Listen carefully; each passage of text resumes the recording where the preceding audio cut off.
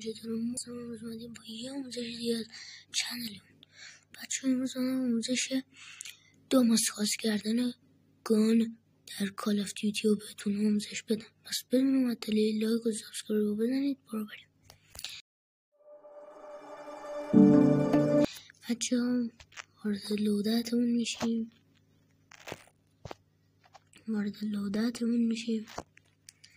یه گانی انتخاب میکنیم، مثلا همین 117 این که 117 رو برمیداریم میریم توی گزینه کمو و وقتی اینو میزنیم میبینیم که بس است.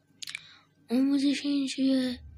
باید تمام دسته اسولت، اسنایپر، LMG، SMG، شاتگان، مارکمن، همه اینا رو گلد کنید.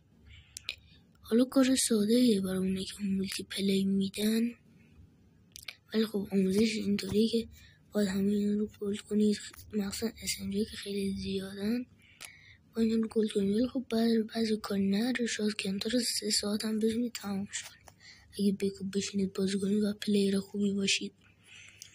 بله، باید دسته کل اسولت رو گلد و تمام دسته ها گلد. بله بچه ها، اینم از آموزش امروز. امیدوارم که خوشتون بیاد. لایک و ساب فراموش نشه تا ویدیوی دیگر. خدا نگهدار.